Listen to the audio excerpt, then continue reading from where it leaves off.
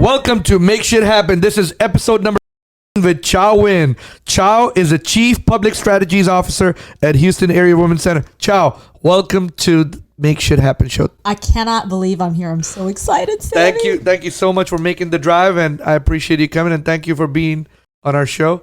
This podcast studio, I have to say, is like, I have podcast studio envy right now. So, if people who are listening listening to the podcast and they really want to see this, they can go to the YouTube page, my YouTube page, which is at Life of Super Sammy Z, and they can see the whole interview. It's a masterpiece. You like it? I love it because I'm a little inspirational, kind of optimist. So, Chau, I'll talk to you a little bit briefly about before the show. We have something in common. We are both immigrants.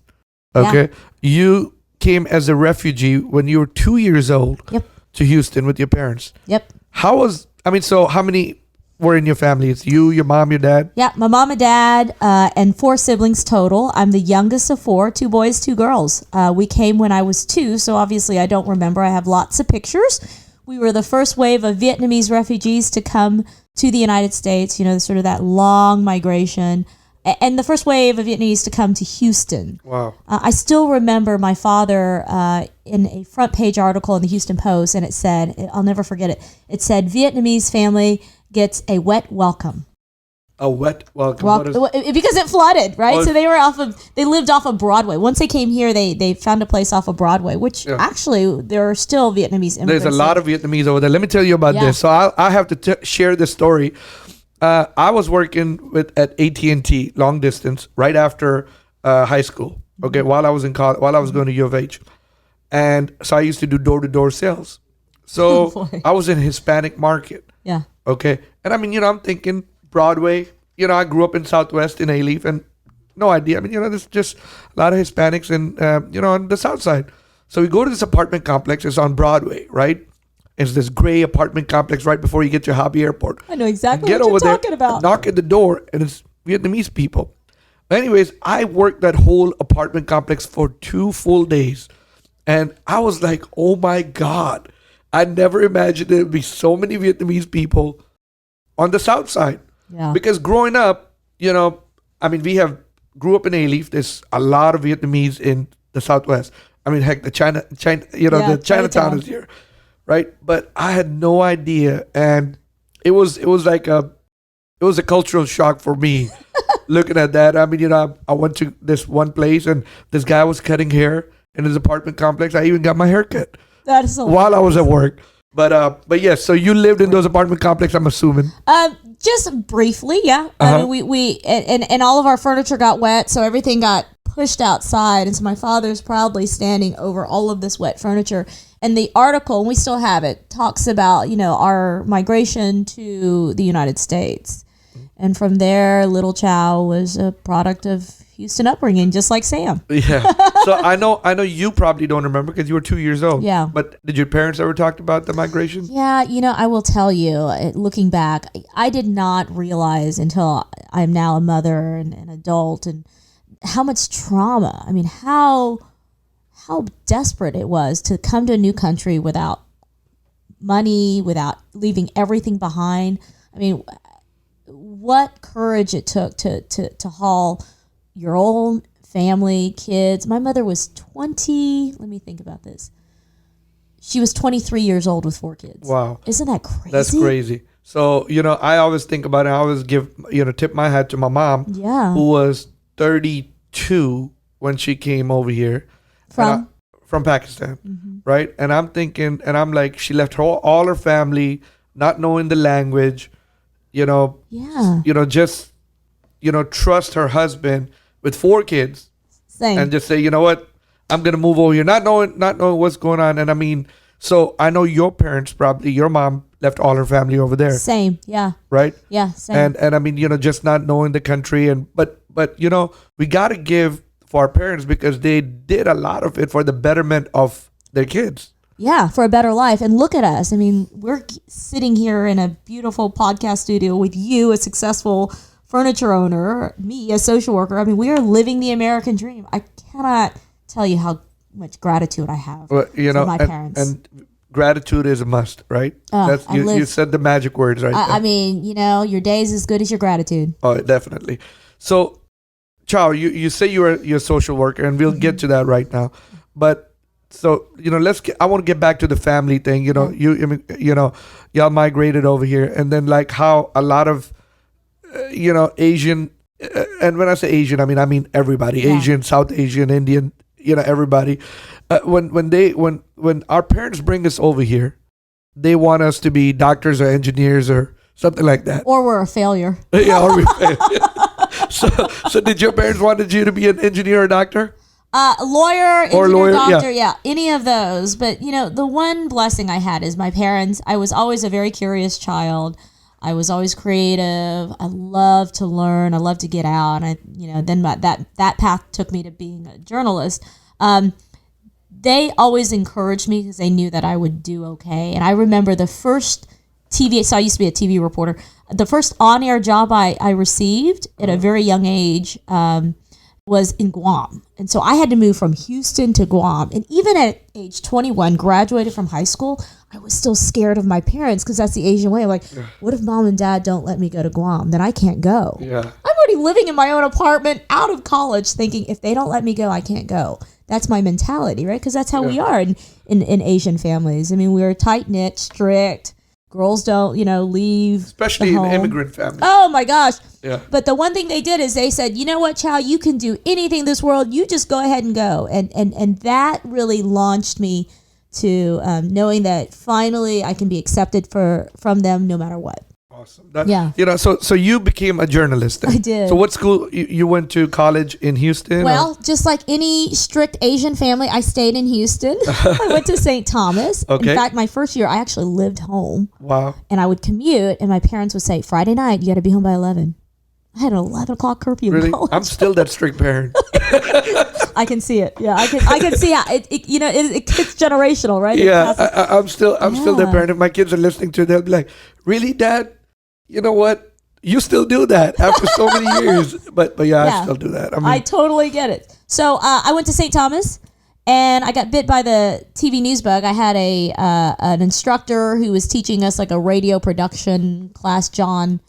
Oh, goodness, I can't remember his name. So then I got introduced to working at Fox 26. Back then it was like this little dump where the Central Market, HEB is. Uh-huh.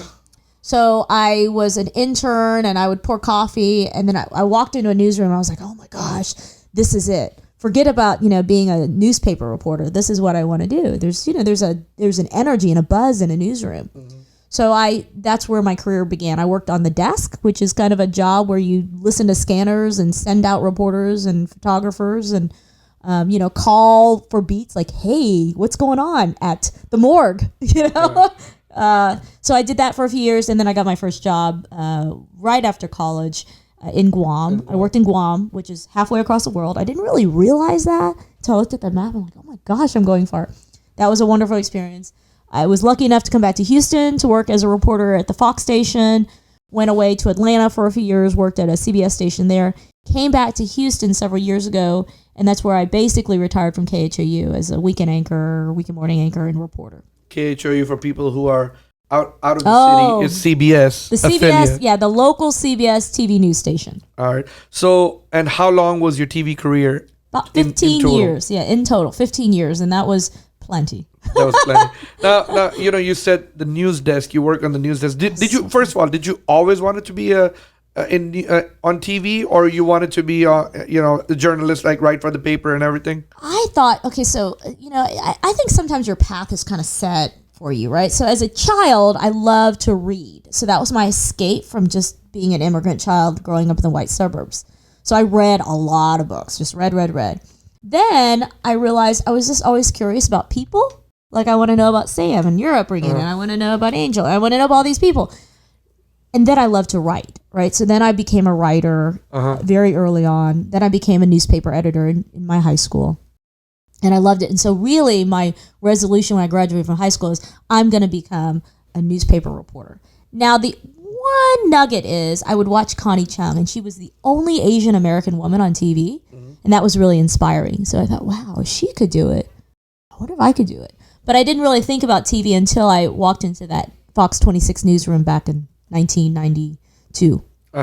And how big was the newsroom? It was a dump. It was a dump. It was a UHF station, if you remember what UHF meant, right? Yeah.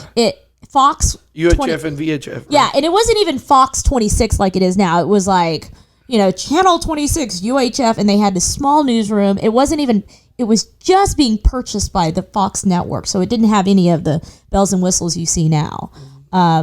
It was kind of a falling apart newsroom. And then, of course, over the years it grew. But that was my introduction. I loved going out with other reporters. There are anchors and reporters here that I consider my mentors, the people who launched me, Gina Gaston, Tom Cook. I would follow them when I worked at 13.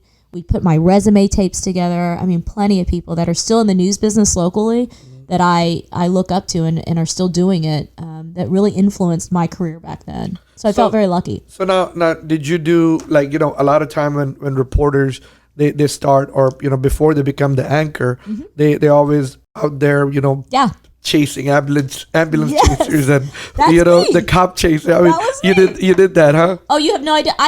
When I moved back to Houston from Guam, which back then it was really hard, but now it's a little bit easier. You don't move from an obscure little island back to the big city of Houston to be a reporter.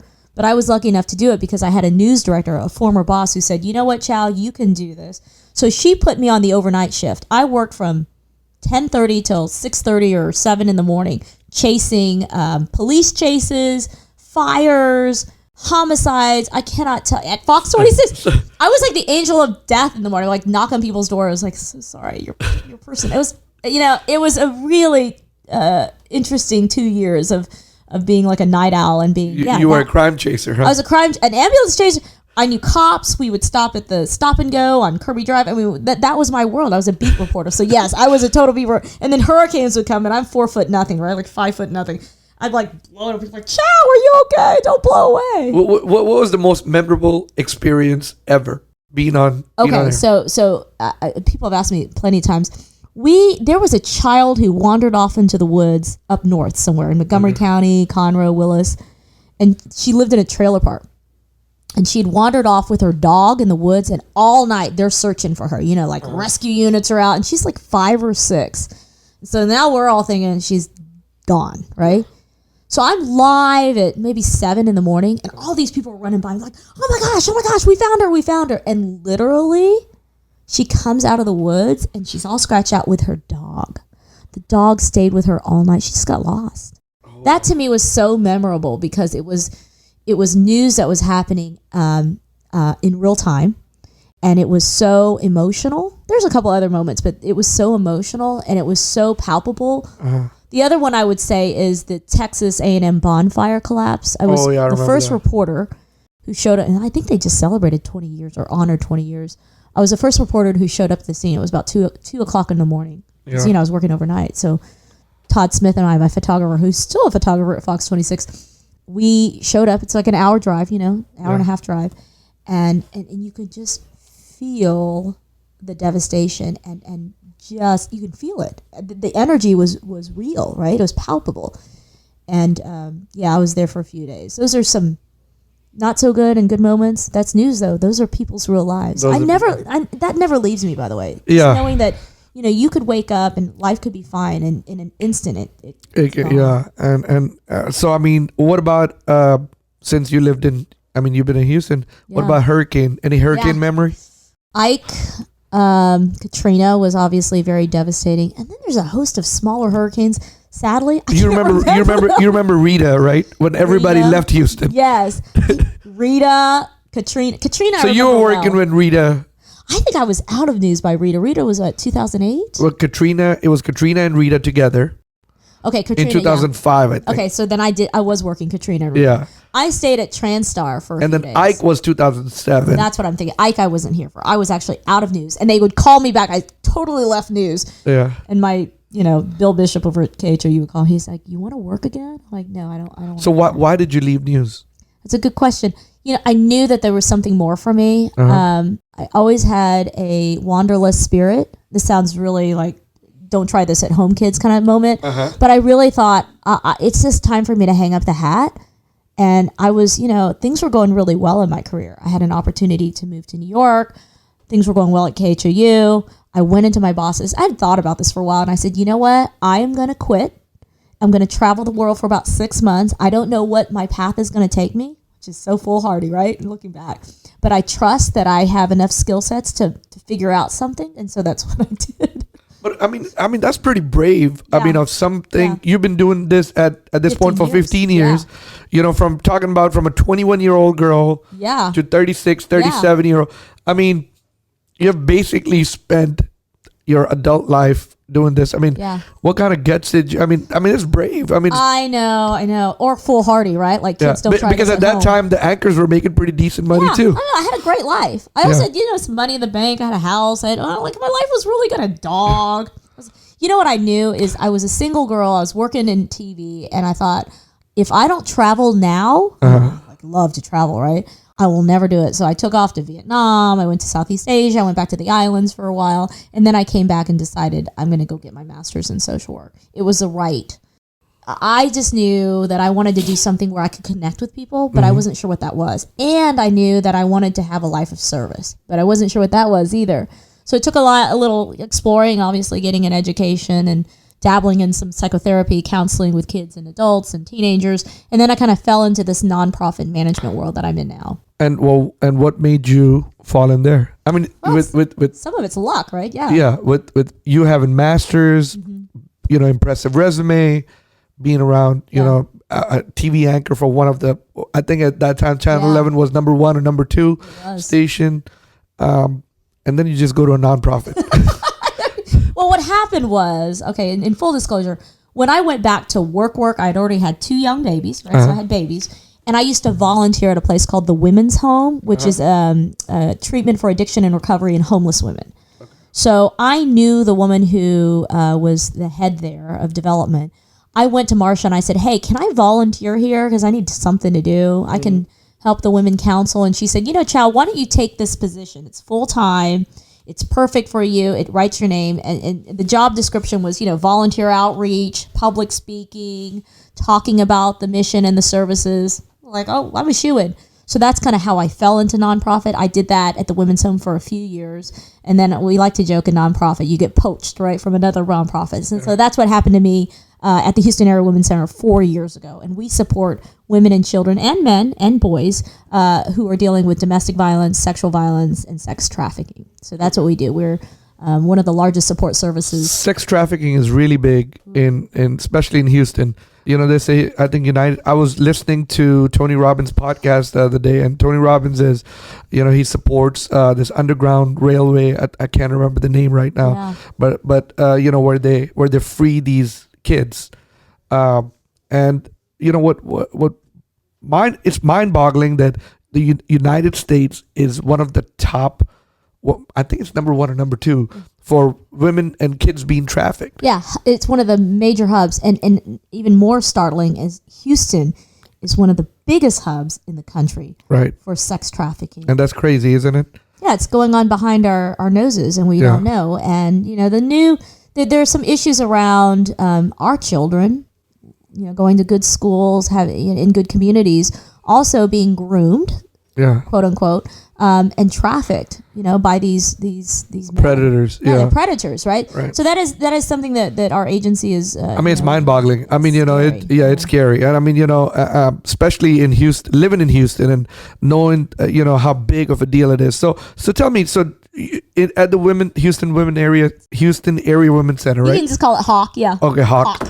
At Hawk, how do y'all deal with this sex trafficking and everything? So we have different programs. Survivors of domestic and sexual violence and sex trafficking all face unique and similar and intersectional issues, right? So a woman who comes to us as a client as a domestic violence survivor might have sex trafficking in our past.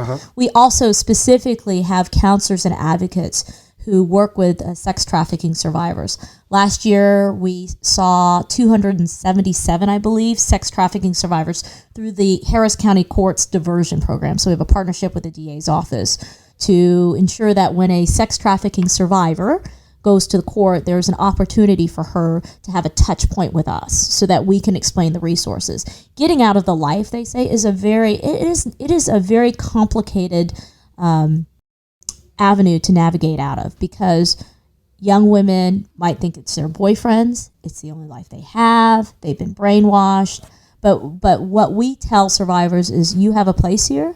You are heard. You are believed, and we'll offer you support. That comes in the form of housing, vocational training and education, case management, just any support that a survivor needs. We're there for them. So,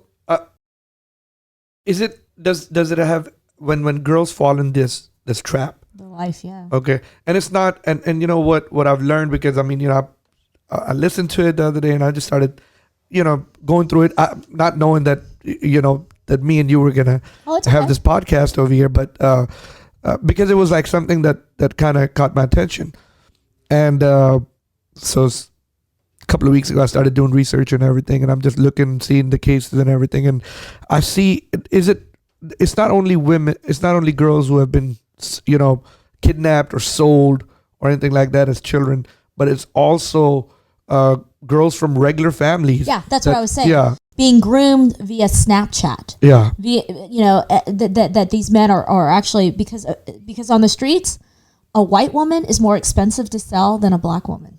Did you know that? No, right? I did not Isn't know that crazy? Yeah, they're getting groomed. They're getting targeted via their social media, which is why a lot of parents need to be very concerned and aware of what's going on in their children's social media accounts. And so do you see young girls get basically, they leave their home or they stay at home while they're or they're getting, you know, these predators are making them work? I mean, what do you see? Well, they leave. Yeah, there's a lot of cases where, and it's a complicated issue because then you call the police and she's a runaway.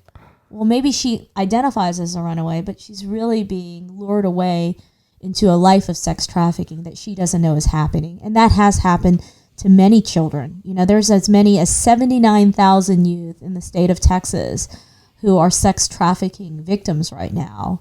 And there are a lot of organizations and agencies, not only here in Houston, but around the United States, who are working to help and to rescue, so to speak, these girls and get them the proper treatment they deserve. So I can't remember the name right now, but Tony Robbins had him.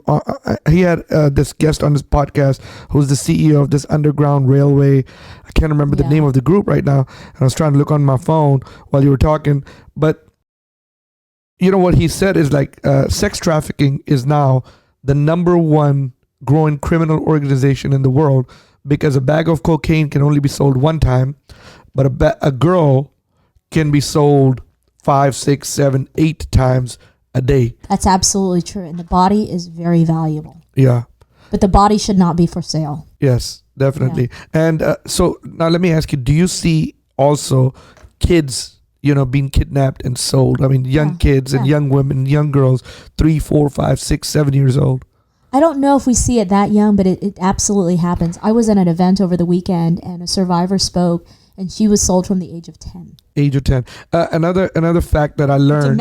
Domestic. Yeah, we're not talking about India, China, Vietnam. We're talking in United States. Yeah, talking Atlanta, Houston. Wow. Yeah, Detroit. I also when I did this, when I heard that podcast, I started doing a research, and I heard, and the number of child pornography over the internet has increased in 5 years over 5,700%. That makes sense. I mean, it's an appalling. It doesn't make sense, right? Yeah, it doesn't make sense, but it's appalling. I mean, you know, how many predators are out there? I mean, you know, matter of fact, I know like about 4, 5, 6 months ago, I heard, and maybe you can correct me, you know, where girls were getting kidnapped or people were taking them or something like that. I don't know if was it a couple of months ago. Did you hear it? I think it was in the news and a lot of stuff like that, where they were getting grabbed or something like that. It's not as random. Usually these predators are grooming young girls via Snapchat, Instagram, and all that. Social media, they're friends, they go to a party, and then that's where the trouble begins. Yeah. That's what you hear by and large. There is help available. There are many organizations that want to end sex trafficking and want to put these perpetrators, right? Yeah. Hold them accountable in the courts. Yeah, so I mean, they take them to parties. They show them drug them, show them a good life, or you know, they in nice cars and lure them to these parties and stuff. and to a family, it can be devastating not knowing where the imagine? kid disappeared to. Yeah. I mean, I can't imagine. Yeah. I can't. So imagine. it's coming to a neighborhood near you, so to speak, and we just need to be more vigilant, understand, see something, say something. I was at an event this weekend with Jeannie Mai, the talk show host out of LA, and she's, working on a sex trafficking film called Stop Trafficking, and talking about how she got into this movement, like being an advocate. And she was at the LA airport, and there were 2 Guatemalan children with parents that didn't look like theirs. And turns out the little boy had swallowed a bunch of cocaine bags, and he was very sick, right? And the parents were smuggling children into the LA airport during the Super Bowl. Oh wow! I mean, so they were using these kids as mules. Yes. Wow. And they had kidnapped them. I mean, they abducted them, right? So this kind of stuff is happening under our noses, and it's really 1, awareness, 2, holding those perpetrators accountable. Yeah. And 3, just knowing as parents, as a community, that that's not just their problem; it becomes our problem. Yeah, and knowing that it happens in other countries, and it's in India and Afghanistan and Iraq. ISIS was kidnapping all these kids from these Iraqi tribes and in Pakistan and other smaller countries and because and especially from northern parts and stuff like that. Knowing that it happens over there, we can say, okay, you know what, because those are third world countries and stuff. But knowing that it happens right here at home, I mean, it's appalling. I mean, it's disturbing. Yeah. I just had lunch with the Baylor College of Medicine folks, and they're doing some human trafficking work. And they said, look, Chau, there are plenty of clients to go around for all of us to serve. The biggest barrier right now is, where do we house them, right? So as an agency, we're looking at shelter expansion. We have a 120-bed shelter for survivors of domestic sexual violence, sex trafficking. So we are working over the next few years to expand our services, because there are so many, and their trauma is very compounded. Now, Chau, let me ask you a question. Sorry to cut you off right there, but so us being so close to Latin America, do we get a lot of people from these sex victims? Yeah, they're trafficked. Labor trafficking is an issue. Okay. Human trafficking, right? We're talking about the umbrella of human trafficking that involves sex trafficking, child labor trafficking, labor trafficking. So tell me about what do you mean by labor trafficking? Bringing somebody into the States and making them work as slaves, whether it be in a service, a sexual oriented business service industry, or working in a restaurant, or working, so that is very. Does that still happen today? You're talking about modern day slavery? Yeah, really. It's very That does not have nothing to do with sex. Yeah. Wow. Yeah. So we live. I mean, and you come across cases like day laborers. I mean, that's trafficking. Making them work for pennies and torturing them. What we come across at Hawk we have clients who are survivors of trafficking, and they have been trafficked for sex, for working in cantinas, for restaurants. I mean, it is serious because of that migration and the desperation to provide a life for themselves and their family. And a lot of them want to come over here because they want to have a better life. I mean, you came from an immigrant family. I mean, you're a refugee. Yeah. And I mean, lucky for us, we didn't fall in any kind of traps like those. Yeah, very lucky. But I mean, people do fall in those traps. And I mean, I've seen, and I'm sure you have, as well, friends who fell into crime and, because they wanted fast money. Right. To say, or I've never seen anybody who was obligated to do anything, and I'm lucky that I didn't, and I'm blessed to not seeing that. I mean, matter of fact, but hey, I live in Southwest Houston. My office is in Southwest Houston, so I do see people walking down Bissonnette and 59 up and down, and every time I see that. I mean, it's disturbing. Well, that's kind of the sex trafficking hub for years and years. I think the reason, Sammy, that sex trafficking, particularly in our community, is getting the attention it's getting is because it is seeping into our nicer communities through social media. Back in the day when I wrote my first op-ed, in the Chronicle, the Houston newspaper, about child sex trafficking, it was really kids who were aging out of foster care, didn't have families, from poor inner city neighborhoods. Nobody really cared about those kids, right? They care about their own kids. Yeah. It's in your backyard. You're certainly going to care. So I'm glad it's getting the attention because it needs to have that. And the after effects is hopefully we can heal and work to address just the bigger issue of sex trafficking. So now let me ask you a question. And, we all go to nice restaurants, or we ever, on by the Galleria, and we, we've been to restaurants and we see things. I mean, I have certainly, and I'm sure you might have here and there, talking about nice steakhouses, nice bars, and we see these girls huddled around, the bar, and we all know what they're there for. We know they're working, and I've never even seen stuff like that in Vegas, but there's more in Houston than ever, and we know that they're working girls. Yeah. Do you think those are also sex slavery victims, or it's hard for us they're to say. freelancers? It's hard for us to say, isn't Does it? any one of those ever come to Hawk, or? Sex trafficking survivors is what we used to call prostitutes, right? Yes. And it is at the end of the day, it's your choice what you do with your life, right? Or your body. In your body. But as an organization, what we encourage people is you have an option. If you want to choose this option to heal from your trauma, it's never our choice to decide what somebody else should do to live a self-determined life. But if you want that option to get out of the life, to heal from your trauma, to escape violence, then, organizations where I work are here for you. So organizations and people need to know about organizations like those, right? And so how do someone help, in that cause? I mean, how does that work? So we call it something called the 3 R's, right? Right. Recognize maybe somebody needs help. Respond appropriately. Mm-hmm. Listen without judgment. Tell them that, you understand. And then refer.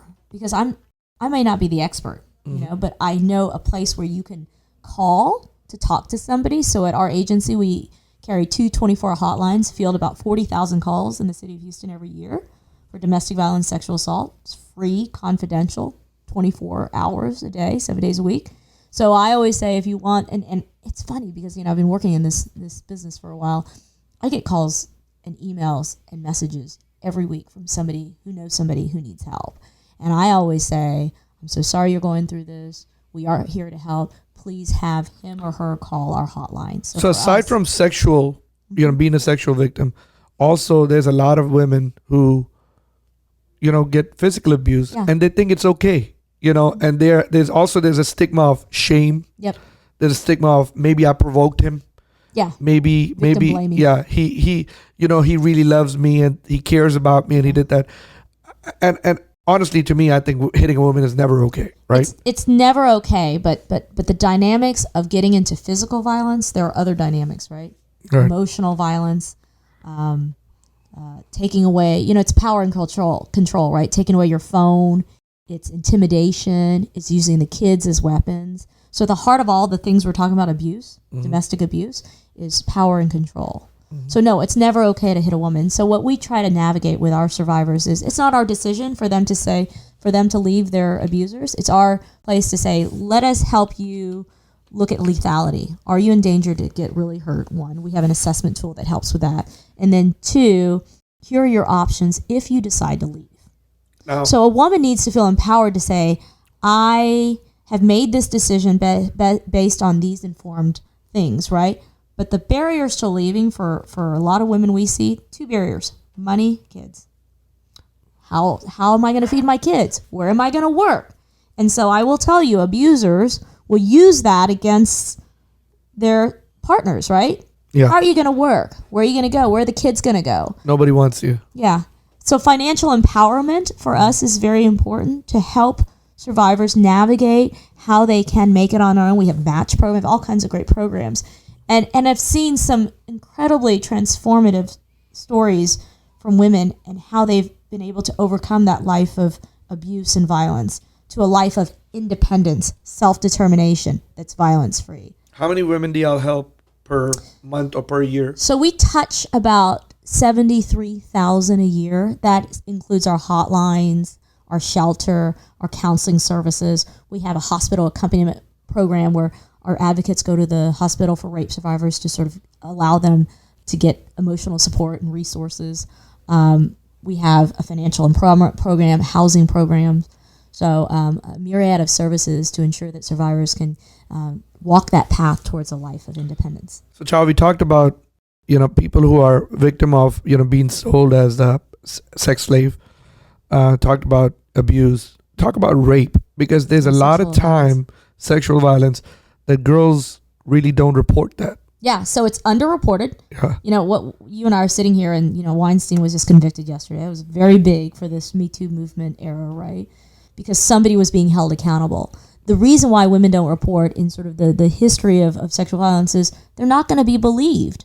Mm-hmm. The consequences are few and far between. There might be, and so what we see statistically is the prison sentences are low. Maybe they get off because it's a he said, she said. In our movement, we believe survivors. We believe that if you're raped, you're not making this up. We're going to support you. It's your decision to go to the police, because we recognize that there's a myriad of issues that go on once you hit the criminal justice system. Mm-hmm. You have to relive the account, right? People may not believe you, and then you're in this public display. I mean, we saw it with the Chanel Miller case out of Stanford, right? Mm-hmm. The swimmer and where that got. Mm-hmm. Yeah, a lot of... It's funny, I was just talking to somebody. So many girls are raped on college campuses who don't report. So many. Yeah. I was listening to, I don't remember, I think it was like a podcast or something. I listen to a lot of podcasts. Me too. I'm a junkie too. You and I have that in common. So and they were talking about, matter of fact, this girl brought in this legislation and to change this rule. And because rape victims are never heard. I mean, they don't get the favorable treatment that the aggressor or the one who victimized these get, and it's just like hard to prove. Right. And living the moment is probably the hardest thing for the rape victims, and a lot of them let go of it. A lot of them, like when they do approach somebody, they're just not heard. They're not heard. They're not believed. Right. Yeah. Sexual abuse happens from childhood on. We see a lot of sexual abuse survivors who survived childhood sexual abuse. Right. And are just now working through their trauma 20 years later, 30 years later. But healing can happen. I mean, we've seen those stories, and thank goodness for that. So do you all have people who come up several years later? Mm-hmm. And I mean, do y'all have like some kind of counseling for them? Tell us a little bit about that. Yeah, so we offer in our non-residential, we have a shelter, 120 beds, 70 women, 50 kids every year at our shelter, right? That's really kind of our crisis response program. We also have non-residential opportunities for survivors to heal through counseling programs. We have support groups. We offer about 40 support groups a week, individual counseling as well, and just a myriad of groups depending on, we have survivors who are men, who are boys, and so those groups will form as the need arises. That's the main thing, boys, who get, who are victims, and I mean they, we still live in the society that shame is, we are ashamed of it. Okay, yeah. So what do you see about that, and what do you think? I mean, living in this society where boys are more ashamed that they got sexually abused or something like that. And even though the name of your organization is Houston Women Area Center, or Houston Area Women's Center, do y'all educate boys that they can come up? I mean, how do you do that? So the Houston Area Women's Center was started in 1977 at sort of the spark of the women's movement, which is how the name was born. We go by HAWK because we want to make sure that we're inclusive, that we do support survivors, no matter your race, your gender, and we welcome them. And, I personally think somebody said something recently that I heard. It's like, when somebody commits a crime, Sam, I would be screaming and be like, that guy did it, right? Right. Somebody just robbed you or burglarized you. Like, that guy did, we're all screaming, we're all public. If somebody rapes somebody, nobody does that. Oh, let's not talk about it. Yeah. Let's put it in the shadows. Well, it's time that we stop doing that, right? We stop taking that shame and stigma. We take that out of the equation because it's still a crime. And saying, this person, this perpetrator did it, and it's wrong, and we need to hold him accountable, and we need to not say it's her fault or his fault because of what they wore or how much they drink. Nobody deserves that kind of treatment. Consent is consent, right? It's not okay. So we just need to keep screaming from the top of our lungs. Now you said something about Me Too movement. Yeah. Okay. Now, do you think Me Too movement get abused? It has been, right? I mean, Right. but the funny thing is the movement, at least from my purview, right, working at the Houston Area Women's Center and being a part of this movement, many women and advocates have been a part of this movement for 40 years now, right, since we were started in 1977. So what is the Me Too movement? Being heard, being believed, right, holding a perpetrator accountable. That's the movement. Believe survivors, hold perpetrators accountable. And that's really, and so people go, well, what if, she made this up? Well, that diminishes what the movement's about. Believe survivors, hold perpetrators accountable. Let's talk about this real quick. So, there's a lot of times, and I don't know, I can't remember the stat right now, but people meeting, at work there's a high percentage of sexual harassment? No, I'm talking about just meeting, as dating, meeting. Because you're there 8 hours a day. So. Right. So there's, relationships blooming in the office space is huge, right? But then at the same time, flirting at workspace is huge. Right. And that flirting at workspace sometimes can lead into harassment, sexual assault, and all that stuff. And I'm sure you have seen, working around that. I think in the workplace, when it comes to sexual harassment, I mean, you've got to really understand the culture of where you work. You have to understand the policies, and you have to know your own boundaries, right? It really comes down to boundaries and consent. So I think that, look, people get married, they meet people in newsrooms and office spaces all the time, and organizations like mine. That's the inevitable. Well, what are the boundaries? I mean, and I know we've met people who've met people at work, but they also can maintain sort of a workplace professionalism outside of the. If anyone is listening and they're like, well, what should I do, Chau? I mean, what would be a little advice? Well, just know your boundaries, right? And understand. I always go back to policies. Like, just understand the culture of the agency or the organization, the office you work for.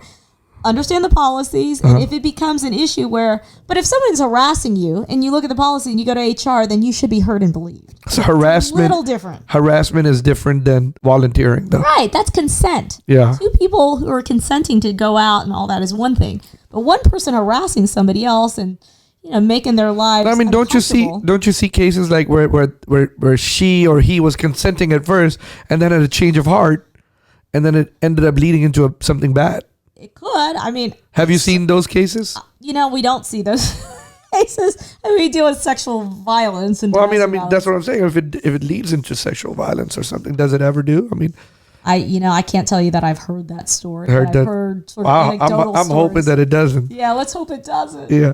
So going back to when you change your career change coming up from the news anchor, reporter, journalist, that's what you wanted to do. Then to from. And also, I'm sure you reported on, abuse, people abuse and all that. And it happens in the news every week, by the way. Right. Yeah. So was that something part like, hey, I want to help people recover from abuse? I think it's always been in my blood to be in a place of service. And I think that just is born of, being a refugee, having received help and just being in a place where you want to help others. For me, working at the Houston Area Women's Center was born out of working with women originally at the women's home, volunteering when I was working as a reporter with those women, and really seeing their transformation in action. And so transitioning from that to working at the Women's Center, working with survivors, kind of took it to a new level for me, but is so important. And so I always say now that I have drank the feminist Kool-Aid. I am all about ending violence because violence is so pervasive. It affects all of us. It's not a private thing. It's a public matter, and it's a public health crisis because what happens between two people spills out into communities, right? Family members are affected. Yeah. First responders, police, fire affected. Hospitals are affected. Mm-hmm. Systems are affected. Criminal justice system, etc. It is everybody's problem. And it is a public health crisis, according to the CDC, because you look at the rippling effect it takes on communities. And all of us, I would say by and large, knows somebody who's been victimized, whether it be through sexual violence or domestic violence. And it's hard, right? It takes a toll on everybody.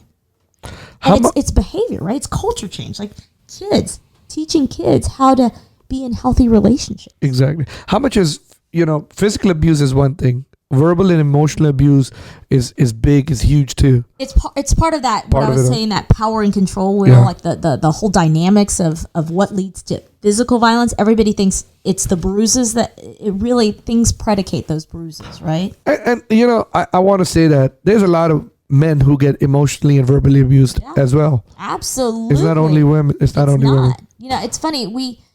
One of our social media marketing people posted something over summer about Johnny Depp on Twitter, and it blew up. It was like, men get abused too, and everyone's like, amen, amen, because it's true. And they don't get as hurt as loudly as a woman. No, because in our culture, and a lot of men don't speak out either. Yeah, because of the shame and the stigma. Yeah, and so I know for sure men gets abused physically, mentally, verbally, emotionally. Going back to this, I always think women are much more stronger than men. We make babies. Yeah. Yeah. We're strong. If anyone knows how hard that is, huh? I will never know that, but I've seen we've had babies come out. So yes. Yeah, you're like, oh my God, how does that happen? But women are stronger than men. And I mean, it takes courage to talk about, the pain parts. But at the same time, it takes, women are stronger because we they raise kids, and first of all they give birth to kids. Okay, back to your point, and they raise kids, and I know there's a lot of women. People sometimes don't appreciate women who are raising kids, single mother, stay-at-home moms. I mean, it's a full-time job. Now, I know you're a single mom. I am. I'm a proud single mama of two beautiful girls. Of two beautiful girls, and you're full-time worker. Full-time at the Houston Area Women's Center. I'm very lucky. I get to live my purpose, right? And I'm very passionate about our mission. And then I'm afforded the privilege of having two amazing kids. Now, as a single parent, I have a great co-parent. You cannot do this alone. I have a big heart for single mothers. Single mothers are some of the fastest growing homeless populations in our country, particularly in our city. There was just a new report out from U of H that talked about, the poverty rates among single mother are very high. Pay inequities among single mothers. I mean, it takes a village. And so my village is co-parenting, an amazing career, and support from my Hawk family, my own family, and then my tribe of other mothers and single mothers who we all know, what? Not every day is going to be perfect, but we can't do it alone. Yeah, definitely. Now, there's a lot of time that, you said co-parenting a couple of times. Mm-hmm. There's a lot of times women get single and they don't want, nothing to do with the father. And what would you, I mean, if someone is listening, what will your advice be? I think if you are the parent, you do the best you can. Because the studies will show you, and I used to be a therapist, and I saw many, many children from single parent homes. Yeah.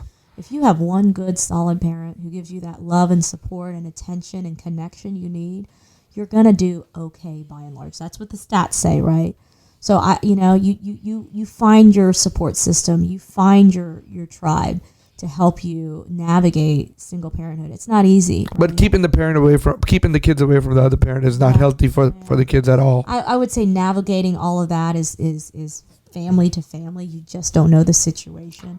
Yeah. I think the kids should come first, right? We should always look at the priorities of the kids and make sure they're safe and that they feel heard. I think a lot of kids don't feel heard. Yeah. In families. Safety first.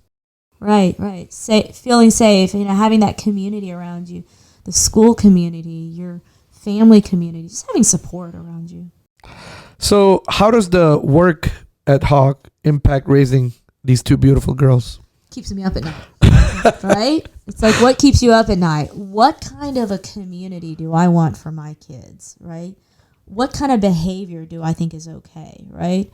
So I just, it gives me more resolve, and I think it gives a lot of us at the Houston Area Women's Center more resolve to just do better, right? To keep advocating, to keep fighting for what's right, to talk about healthy relationships, to say that's not okay, to talk about consent.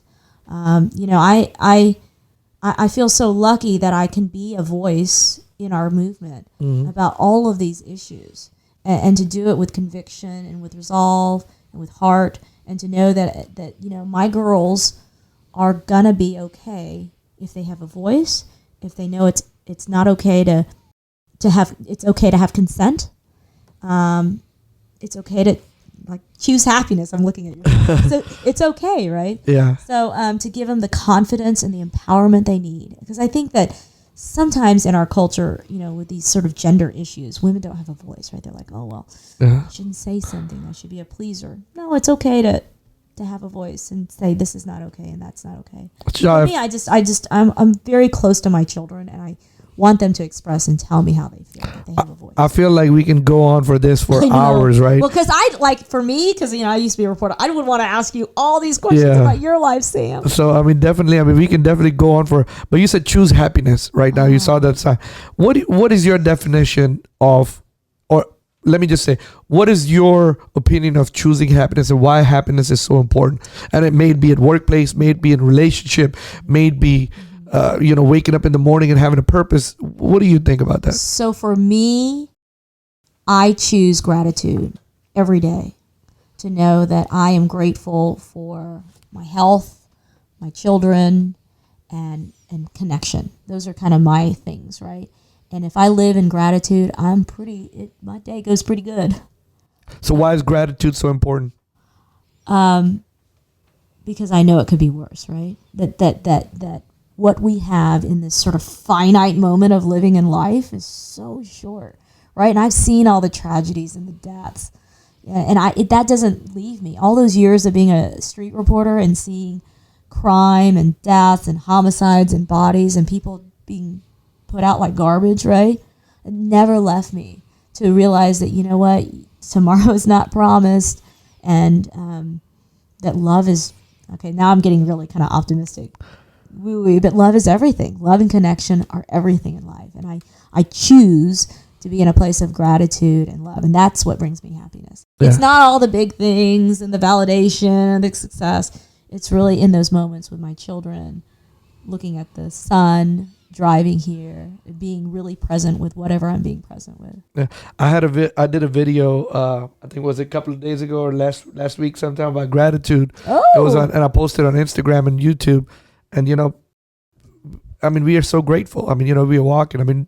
If you really want to see gratitude, walk the emergency room, walk the cancer center. We should be gratitude every morning. We should be grateful. I started a gratitude to any journal. God you believe in, but you should be grateful. Grateful for just the breath of life. Exactly. Right? Just those little things. So I keep a gratitude journal. It's very simple. It's like 3 things you're grateful for. What's your intention of the day? And then at the end of the night, 3 things that happened today that were good. And it's not hard to find. Not in my world. What is your definition of making shit happen? Making shit happen. Oh gosh. It's an intention, right? Yeah. Intention. Start with that intention. I choose to do this. And it's choices. And then you just go and do it without letting yourself get in the way. Don't overthink it. Just go. I've always been a doer, and I haven't always succeeded, right? But I'm going to do it unabashedly because I chose that intention. I made that intention, and then I effectuated it. So, when you quit your job, was that something, like, okay, I'm going to do this? Yeah, absolutely. That was kind of a make shit happen moment, which is kind of crazy, right? Top of your career, life is good, home, mortgage, kids, not kids, dog. I didn't have a kid. At that time, you were single. Yeah, I was like, you know what shit I wanted to make happen? The experiences of this finite world. I wanted to go see the world. I wanted to travel, and I knew that at some point I wanted to have kids and all those things. I knew that, right? Yeah. I was like, one day I want to have kids, but if I do that, I better go travel as much as I can before I have kids. Yeah. That's exactly what I did, and it all seemed to work out. But some of that, I believe, is the attitude I had, and then living in that place of gratitude. What kind of message will you have for somebody who wants to do something but is afraid, right? That, okay, well, I don't know if I do this, how my parents are gonna think, especially us coming out from from immigrant family. We're so concerned about our parents because our parents give so much for us, right? And we don't want to, and the pressure is immense, right? we don't want to disappoint them, but we want to do something. Yeah. What would you tell somebody like that? This is because you have broken social barriers. This is simple but yet profound. I think you have to choose love over fear. You have to choose love over fear, and that can take on a lot of iterations. But what I mean by that is choose the good over the self-limiting thoughts and that tape in your head that says you're not enough. No, you are enough. Mm-hmm. Just choose enough. Choose abundance. Choose love. Choose good. Choose kindness. I know this guy who had grew up in an Asian family. Of course, his parents wanted him to be doctors. I mean, that's what our parents want, right? Failure. Or a failure. We right? like to laugh. So he grew up as he went to school, became a doctor, then went and became a surgeon, hated it, and didn't want to do it. But he was doing it because he did not want to let down his parents. I know. We grow up with that, right? Yeah. It's that evolution. Is that pressure? Yeah, it's the evolution of being a human, right? Like your parents are your world, and then you want to please them, and then at some point you grow up. What happened to him? What happened to him? Yeah, he's still a surgeon. No. He ended up. He finally gave up, and he's in real estate now. See, he's doing. And he loves doing it. I have a cousin. She went to dental school because her parents, uncle and aunt wanted her to be a dentist, and she hated it. And she went back to law school, and now she's a very successful, trademark attorney, and she loves it. This is what she wanted to do, but she followed her parents. So, I mean, a lot of us fall in that trap. What would you say to something like that? I would. Okay, so my cousin came to me years ago, and one of my first cousin, his daughter was going to Harvard, and she wanted to go work in public radio. And he called me. He's like, "Can you convince her not to work in public radio?" I'm like, "Thanks a lot."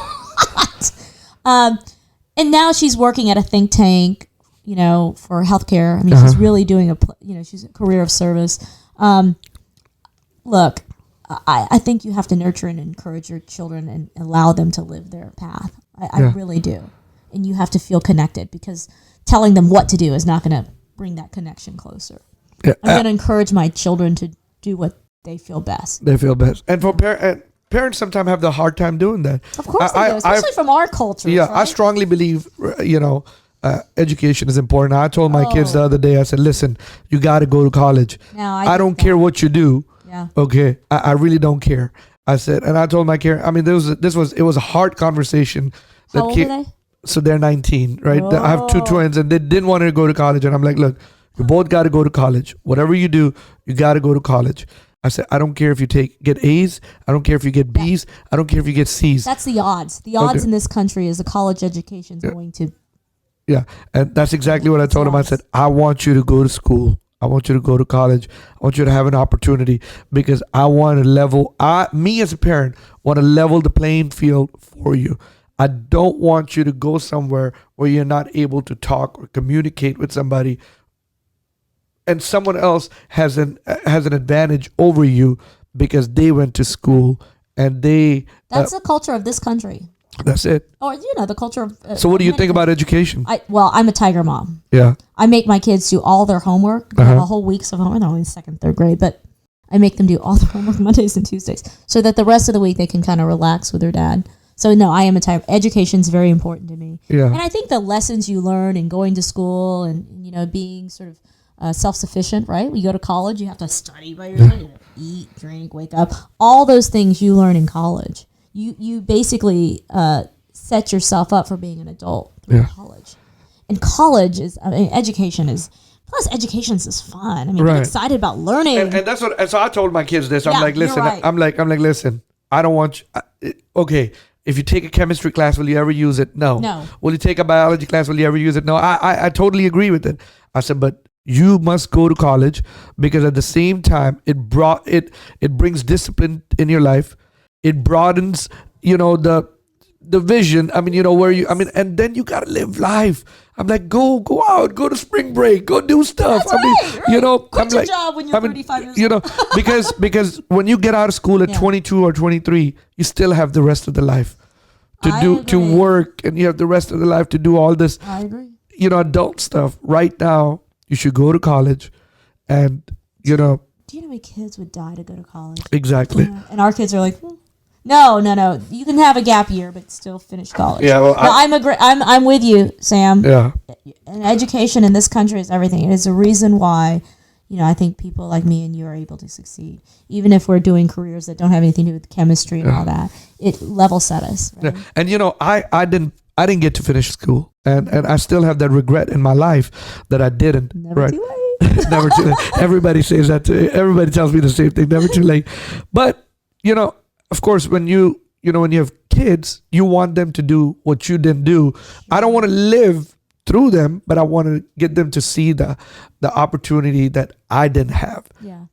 And stuff that I had to do to make shit happen. Make shit happen. But I want to make sure that they get it. And I urge parents, to be in their kids' life, and if they can afford it, because nowadays, there's so much opportunities. You can get Pell Grants, you can get financial aid, scholarships, all kind of stuff. The world has changed. And plus it's learning. Colleges. That's what I get excited about learning. Yeah, and community colleges like Lone Star. They are badass. They're good. Exactly. ACC. St. Jack. They're really good. You don't have to go to a 4-year college to be successful. Just go to community college. It's character building. It's character building. It builds character in the kid's life, and able to. How are you gonna, if you want to be in business? How are you able to read a lease and comprehend that? Yeah. Well, I'm big grammar police and writing. But you understand what I'm trying to say. I get that. So that's what I do at my household. I make the kids do all their homework the first 2 days. So do the hard part, then have the fun. It's that delayed gratification that they don't understand anymore. Like, do the hard part, have the fun. Chau, we're getting to that part of the show where we have to end this. So every time I end the show, if the world was to end and you have nothing left, right, and you want to leave a message for your kids and future generation and for the world, and this is the only thing you can write it down or whatever. 3 things you'll leave for your kids, for your future generation, and the world. Wow. And it can be anything. It can be how to live life, what they should do. Yeah. What would you say? 3 things. I would say be kind. Be kind. Okay. Love big. Care to expand on be kind? Choose kindness. Always be in a place of thinking of the good, right? Mm-hmm. Whether it be for yourself or for others. Although love starts with yourself, right? Slow down. I think sometimes in our life we are going at, and I would say that to my younger self. Wear sunscreen. So number 3 is wear sunscreen. I think being kind and slowing down is good. Yeah, wear sunscreen. I got to tell you this funny joke about wearing sunscreen. I have a friend named Danny Trong, right? And this is about 20 years ago, and I still remind him about this. So I go to Cancun. This is the first time me and my wife go to Cancun. Yeah. And I see Danny over there. Oh, I said, Danny, wow, what a small world. I saw you in Cancun. That's crazy. And I'm like, what are you doing? He's like, oh, nothing. I'm like, hey, I heard the sun over here is not like the same sun in Houston. Make sure you wear sunscreen. Ah! And he said, I don't need a fucking sunscreen. I said, okay. The next day I see Danny and his girlfriend like a lobster. Redder than a and lobster. They are peeled and they're hurting and the whole thing. Matter of fact, so just about a couple of weeks ago, about a couple of months ago, Danny is in Cancun again and he's posting all these things. I'm like, I hope you were wearing a sunscreen. No. And he's like, you will never let me forget that. So wear sunscreen. I'm telling you. I don't care if you're brown, black, yellow. It is a beast. The sun, you will not win against you in the sun. Yeah, I turn black in sunscreen. Yeah. I say that jokingly. What I mean is we got to take care of ourselves. So be kind, slow down, and wear sunscreen. Basically, take care of ourselves. Take care of our skin. Take care of our health. Yeah, and then slow down. It's like just be in the moment, right? People get so caught up in the shoulda, woulda, couldas and our obsessive worrying, and we all do it, right? We're all obsessed with our thoughts. But sometimes if you just stop and smell the roses and be grateful for just having the breath of life, or being here with you and connecting. I mean, that's freaking awesome. Yeah. And I've learned to do that more, slowing down. Well, some might argue I don't, but I've learned to be more present in those moments and having that moment of appreciation. That's awesome. Thank you so much, Chau. This was a great one. I really loved it. Thank you for being over here. Thank you so much. I just love what you're doing and just spreading this sort of optimism and positivity in the world through your podcast. And I appreciate you coming over here and sharing. A lot of people, they don't understand. I mean, the danger that is around us in our own communities, in our own backyard. So I appreciate you coming over here, shedding the light on that. And sometimes we just think about, oh well, that doesn't happen over here. It happens in third world countries or Latin America or in Asia and other stuff. We just don't realize that. Office. Right outside my office. Yeah. Well, I'm like right down the street from Bissonnet, so I know exactly where it happens. Yeah. Thank you so much. I appreciate it.